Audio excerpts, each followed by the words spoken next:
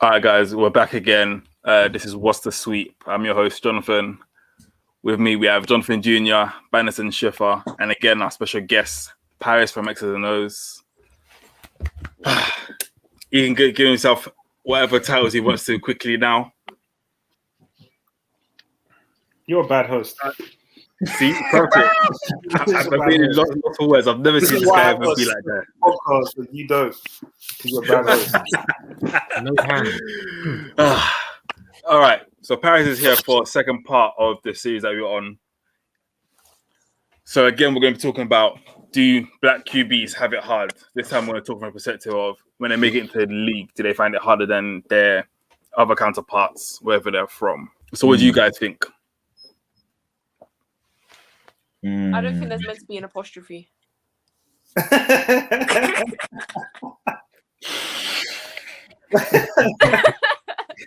That's true. Hey. I made it through GCSE English. So if there's not, blame the system. So Vanderson, as a big fan of the NFL and a QB yourself, do you think QB such as, let's say, Cam Newton, Justin Fields and so on have it harder when they make it into the big leagues? I feel like because there's not that many, I feel like, yeah, they do have it harder. Because, like, you don't see, like, a black QB that's, like, successful in the league a lot. So I feel like there's, like, a lot more pressure on your back. What do you mean that you don't really see a successful black QB?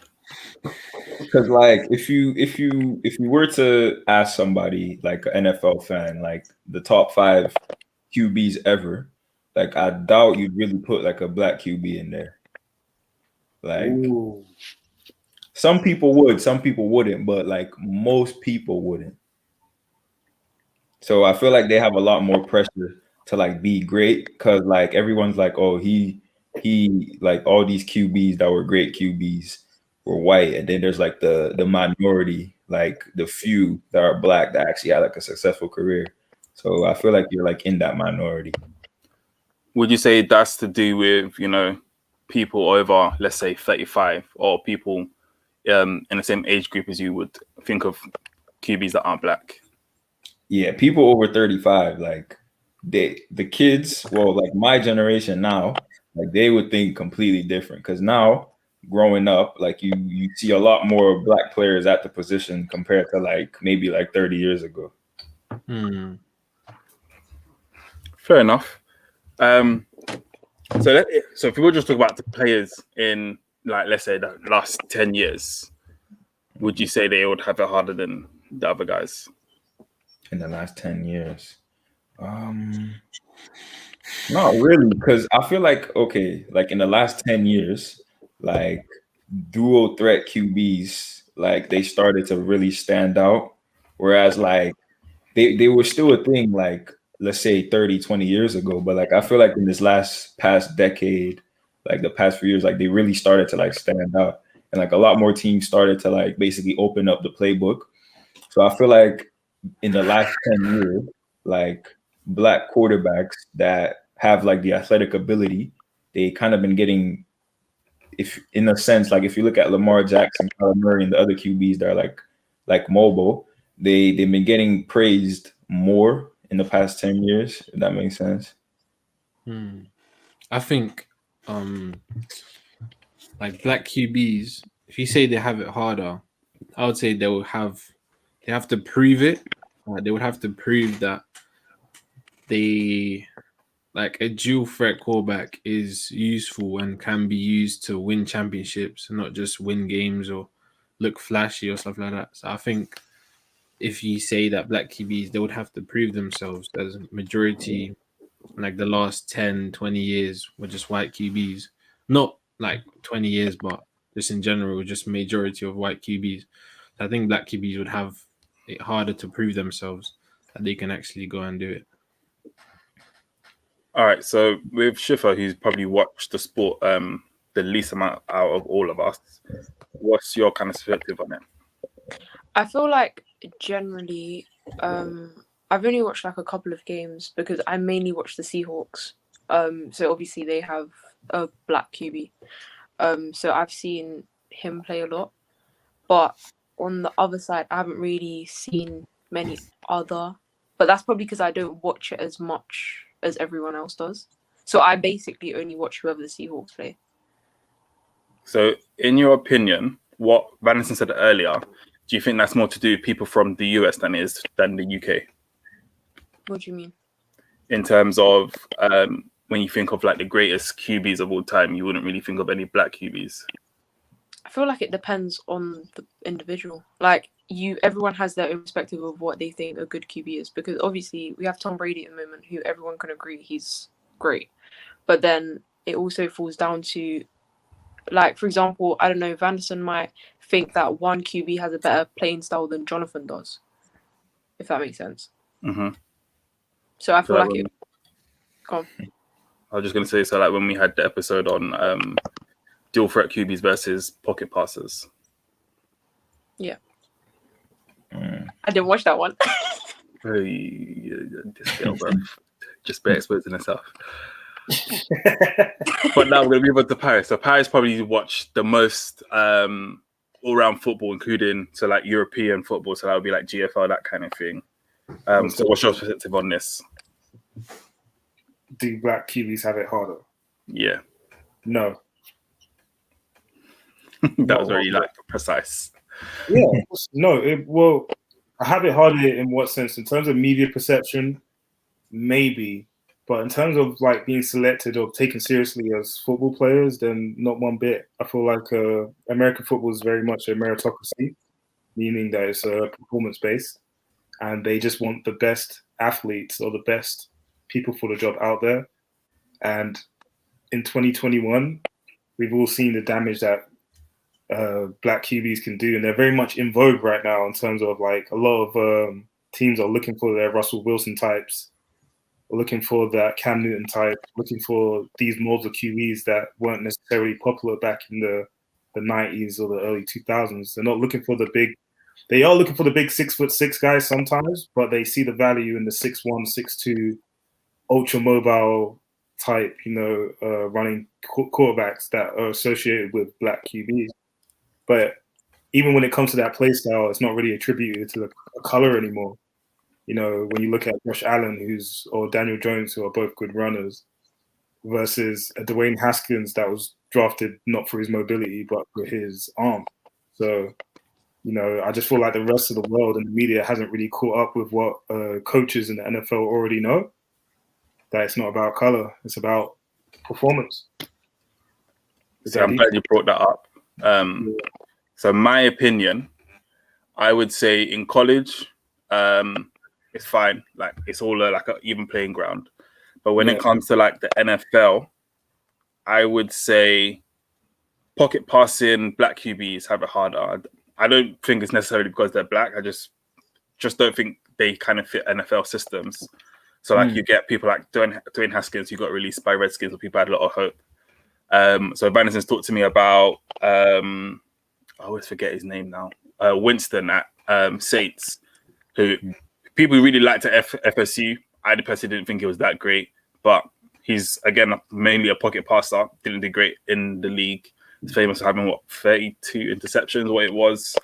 Same with people like Geno Smith. What's the guy that went to the Raiders? Jacoby Brissett. Yeah, those kind of guys. But then you obviously you get Lamar Jacksons, you got Kyler Murray's, that kind of thing, where they're mobile, where they fit. I personally think they fit better into NFL schemes. I don't, like I said, it doesn't really have anything to do with their skin color. But in terms of college, they're happy to have people where they're like, okay, yeah, you sit in the pocket, we can do something with you. But then obviously you got like new breeds like Rattler, who's doing a lot. He's very mobile. Because there's people like if we're going to talk about just general, so like Trevor Lawrence, he's done well, pretty mobile as well, but again has nothing to do with like the color of his skin. Mm-hmm. So if you were to take it to like the UK, again, we don't really see too many black QBs. We already discussed why we think that is. But do you think similar problems where you'll probably see like maybe in the NFL, like what I just described with black QBs, do you think you'll see that over here? I don't know. It's kind of really like hard because the culture there and the culture here is like really, really different. Do you want to explain a bit more in terms of like training, how intense you take it, or like, you know, the kind of environment? Because obviously we don't have like big crowds that you would get over in America. I just feel like here, like especially the quarterback position, like not that many people here like train from a young age or like really play QB. So most people in the UK, they either play like receiver or like a linebacker or like defensive back. So I feel like in America, a lot more kids are like exposed to the sport. Like they've been training QB since a young age. Like that's the position they've always loved. Like they want to play that position. And I feel like there's like not enough of that in the UK.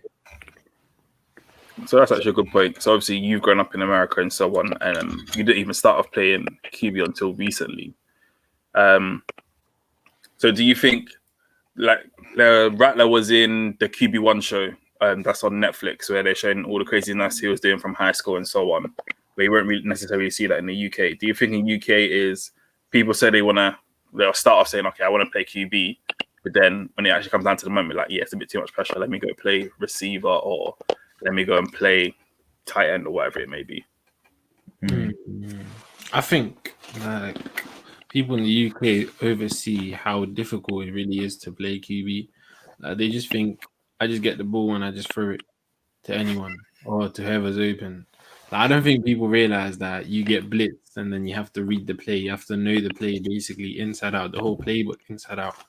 You have to make plays on pressure. You have to be good with your feet, maybe if you are getting blitzed, or you have to read the defense before the play even happens. And I don't think people know that. And when they realize they have to do stuff like that, then they're like, nah, this is too difficult. And just go play another position. So for Paris, QB's like said to be like one of the positions where you probably have to think the most, where you have to have the most intelligence compared to physical abilities. Do you think until recently in the league, people may have thought, okay, maybe black players aren't as smart or they're not as educated as their white counterparts? That's why they can't make it as a QB. I think if that is what they think, it's a weird notion to have, considering like nearly all NFL draft picks come out of college. So do you know what's actually funny? There's actually been quite a few, like even NFL Hall of Fame inductees who said they got through college didn't even know how to read. Yeah, that's crazy. That is what? That's crazy. There's one defensive end. It was really big. Yeah, he said he never learned how to read the playbook. He used to get his friends to like describe it to him.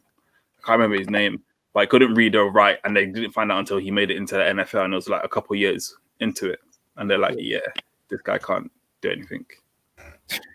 Wow. So I don't know if one, that means he's not smart for not being able to read or write, or if two, he's smarter than everyone else because he's able to get that far without anyone noticing. Oh, they definitely noticed. They just made allowances because of talent, I assume. You know what I'm saying? I don't know, because he started to get through college, so the college had nothing to do with it. How did he get through the classes and stuff? Like, what? I have no clue. I can't remember what I saw in like an episode on his life, and it was just like, yeah, his boys and that just got him through. But yeah, he finessed the system. So they let him go after they found it out. No, he's on an NFL team, so he's fine. If he was in college, wait, he's still in the NFL now. Nah, this is from like the 70s, I think, 76. Oh yeah, that's I was about to say, there's not that many people now that don't know how to read or I don't write. think they can get away with that now. Like, not that You many. say that, but I don't know the statistics. It might be a mad thing. Like, bro, can't read. Can't read, bro. Sorry, I would distract you from your point, but get back onto it, Pice. Yeah, so I was about to say that they did go to college, so I'd assume they had some like basic level of intelligence, but clearly not, considering that information that we just got. But yeah, that whole race and the stereotypes of time behind race and IQ could and probably does play quite a large factor in it. Probably the same factor that, you know, why we don't have a lot of black head coaches. as well, considering that's more of a neck up situation, and black people have kind of a negative perception behind their intelligence. So you know what? I've got to concede that one. That's probably definitely a factor. I don't know if it's a factor now, considering how they praise Russell Wilson and Kyler Murray for their intelligence. Like, they're not ashamed to do it. So, it's hard for me to say that it's a factor now. Like now in particular, considering how much black success we have in the league now. Brian Flores recently got the better of Bill Belichick with the worst team at Miami, like the last 2 years. So you're hurting Bendis' feelings now. Am I? But you a Patriot fan? No way. No way. Bro, that's where I'm from. I gotta support my team. You so disappointed in you. What team do you support? Don't worry about that, bro. We'll have that discussion later, but yeah. Because do you know what? I think people like so again, I'm going to bring him up. Winston, I think he got drafted because of how smart he was. So like people have interviews where they'll give him a play, like some complicated play, talk to him for maybe like 5 minutes, and then say afterwards, "Oh yeah, so what was that play?" He'll bring it up and say, "Okay, this is like my first option." Yeah. Like I can't remember what the test is that you take at the combine. Yeah, so he scored high in that as well. Obviously, his teammates praised him for how much he knew, but I didn't think that translated into his athletic ability. And then people got onto him when he started doing that workout video where he had the ball just moving back and forth, and you're just bopping and weaving with it. And like, I don't get why a QB needs to do that. No one's gonna aim for your head top. You'll get flagged now. We don't know. It could work. I mean, some guys are getting hit with helmets in the head, so you don't know. Wow. You never know. Yeah. All right. So if we were to talk about black QB success, so let's talk about someone like Russell Wilson, where I think it was his second year he won the Super Bowl and then went back again the following year. Same with like Cam Newton, he went to the Super Bowl. And MVP. Yep. So all these guys going to Super Bowls. You also have Warren Moon making it into like the Hall of Fame, that kind of thing. Like I said in the last one that we had, so I personally think Michael Vick was probably like one of the most famous black QBs of all time. Like he even had adverts after him. I think he had a Reebok deal. He had all sorts of craziness. He was I think on Madden, he's the best player of all time. I think it was like Madden 04. Yes. All that kind of crazy stuff. So seeing that kind of thing, especially in recent times, do you think that's helped boost the success of other black QBs into their position? So I don't think like a black kid, when they step on the field, I don't think a coach would be like, oh, like, I think you should play QB. Like, you're fitted for this position and everything. Like, they're going to look at if he's athletic, which they're going to assume he is. They're probably going to try to make him play another skill position that involves his athleticism. But now, like over the years, you have players like Michael Vick, Cam Newton, Russell Wilson, Lamar. So I feel like our generation, like a lot more black quarterbacks are gonna they're gonna be a lot more black quarterbacks because they have these role models to look up to. I feel like that also has a lot to do with how racism has changed as well. Because I feel like even though it's still a problem, it like the amount of racism in the world has decreased as well. I feel like that has something to do with it as well. So that brings me on to the next point. So what do you guys think happened with Colin Kaepernick and that kind of thing? You think that was because he was a QB? Sorry. Do you think that's because of QB and QBs have like they're seen as, being like the highest in the team, that kind of thing, like the head honcho, like the brain or whatever of a team? Or do you think it was because he was black, that's why whatever happened to him, that kind of stuff happened? Or was it a mixture of both? What happened? Because I feel like it was a mixture of both. So just to give Shifa clarity, so I think it was 2016, he wanted to do a protest. So during the national anthem, he sat down on a bench. That got caught on camera. Then people were outraged and started bending their jerseys. Then he had a meeting with an ex-NFL player who was also in the army. He said, what's a respectful way for him to do it? So he took a knee. Then from there, people thought he was disrespecting the flag and Army Confederates and that, Army veterans and that kind of thing. So from there, he got like a lot of flack. The NFL then said you're not allowed to protest on the field. If you want, you can either stay in the locker room where you can't be seen, or come out in the field and have to stand for the national anthem. Then they had a terrible season. The whole of 49ers team was absolutely trashed that year. I think they went like 2-14. The next year he got injured, I believe. He had like a knee injury, got released by 49ers, and then from there was never picked up by another team again, even though he was still a better player than a lot of other QBs who were starting jobs and hasn't had a job in the NFL since. Yeah, so I think some of Colin's I mean, like his QB, I think him being a QB affected him losing his job maybe the least. Him being black, definitely high. But I think it was also like his political views. I think like if you involve your political views in the game, then that's also why he didn't. I think he didn't get signed again, or like he's not signed till this day because the NFL, that head office, maybe think like we can't have this guy, or will receive a lot of hate, maybe lose lots of fans, lots of viewers. So I think it's also like a commercial side of why maybe they don't want to bring Kaepernick back.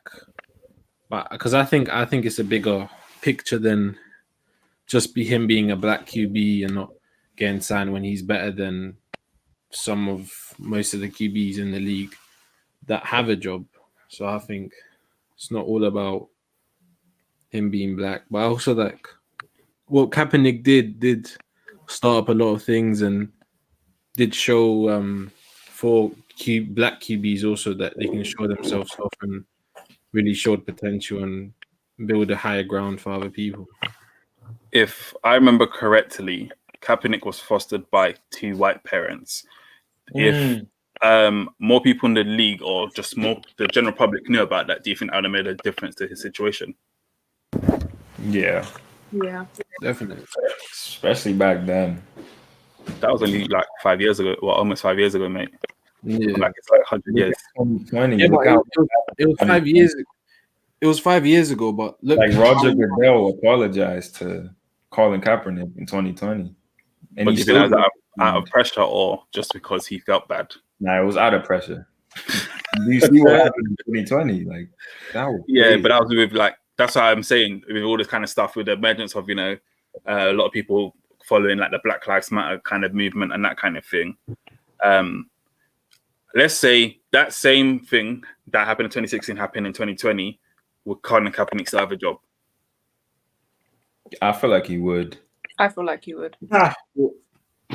Like Roger Goodell, like, okay, 2016, he was furious, disrespecting the flag, everything. Now Kaepernick is in NFL adverts, like, about Black Lives Matter.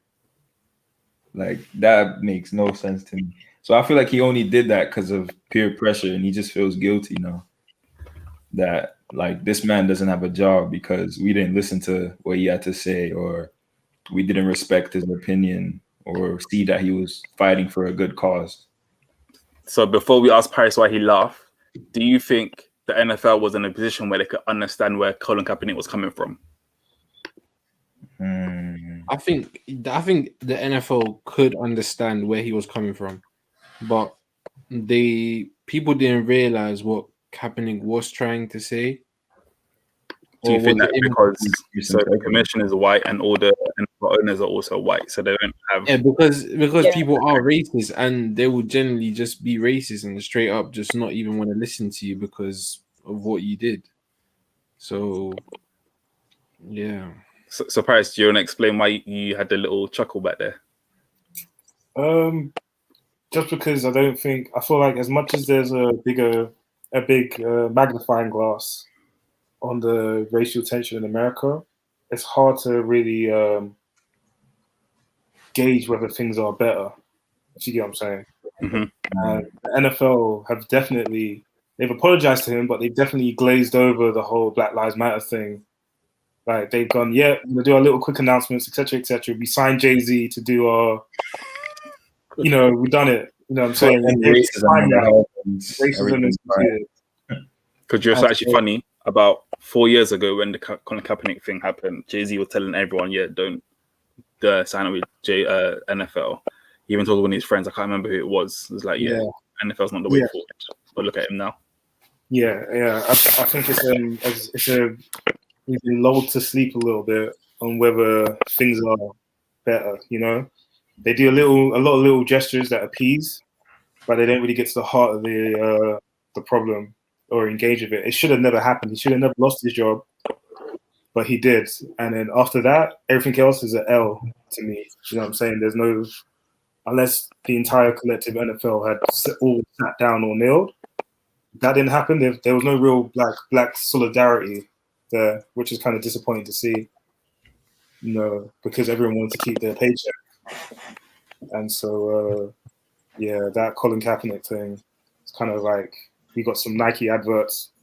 Yeah, literally, guys actually like that. You got some Nike adverts, which is like about as racist as you could probably get if you think about it.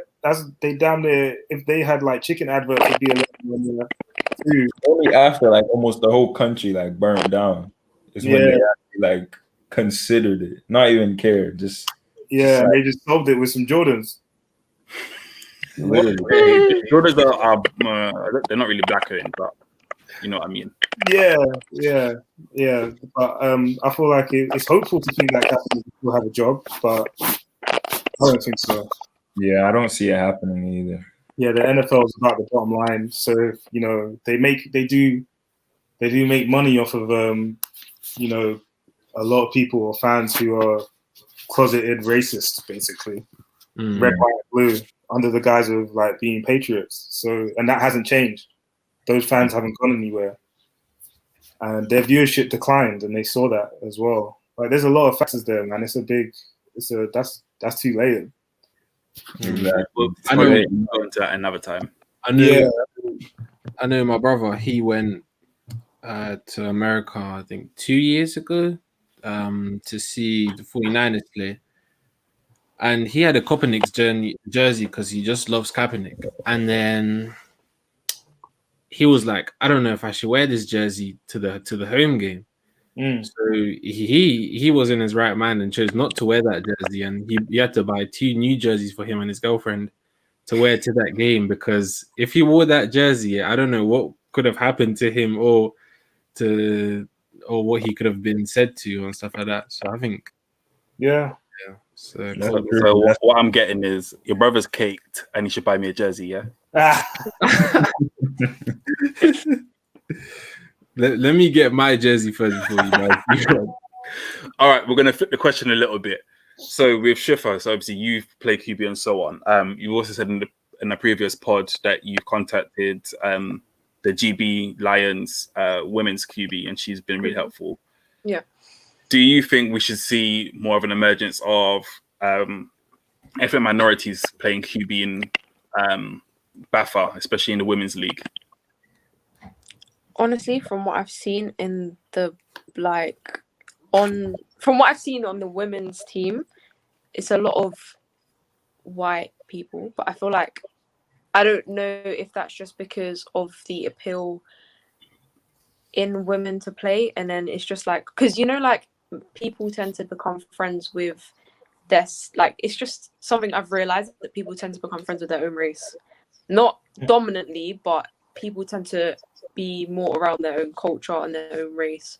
Even with me, I associate more with my Turkish side. I have a lot of Turkish friends, and it's like, I feel like when you see your friends doing something, you're more likely to do it. So that might be why in the women there's not as much appeal to certain sports as well. Not even in just the women's sport of American football. Whereas like in London, there's a couple of teams, like when I've looked at the London Warriors women's team, I've seen ethnic minority women playing as well. Yeah, but they have, what's it, Delta and Siobhan, I think. They're cold as well. Yeah. So gone. But yeah. Yeah, I think, so Paris had a few on his podcast as well that came on. Who did you have again? Vanessa. I think we had two separate ones. I can't remember. I'm sorry, I wasn't on that particular episode, so I don't know. This guy was running around, not showing up late as But like I've seen Del, and Del is like she's way more flexible than I am. Like she was doing splits, like we were there stretching. I'm thinking, bro, my body doesn't go as far as this woman. Like, yeah. Siobhan is meant to be flying out to play in the American Women's League, isn't it? Yeah. I'm actually not really sure how that's been affected by COVID, etc. From what last I heard, I think they were maybe meant to start this year. It's cool that they got professional opportunities in the States of all the places as well. That's cool. Because the States, they still have like their gyms have been open for ages. That people are still going clubbing. It's like it's open season out in the States right now. They are here. Yeah, nothing's really closed. Like nothing. Like if you want to wear a mask, if you want to wear a mask, you can wear a mask, but you don't have to. Like you can do what you want, basically. That's you have to play sports. Like for example, I don't know about football because you have a helmet on, but like basketball, like all my friends, they have to play in the mask. I can't. That makes damn sense. Oh, that makes no sense. Like even when they play, the mask is not even properly on their face because they're running. Imagine I'm doing like, what am I breathing? Mask. Just bare cotton. I'm not gonna breathe. All right, we're gonna end things here. Thank you guys for listening. If you lot have any ideas on how you think maybe we could promote Black QBs and so on, or just your general ideas on what you think is going on in terms of Black QBs, let us know. We'll see you again in the next episode.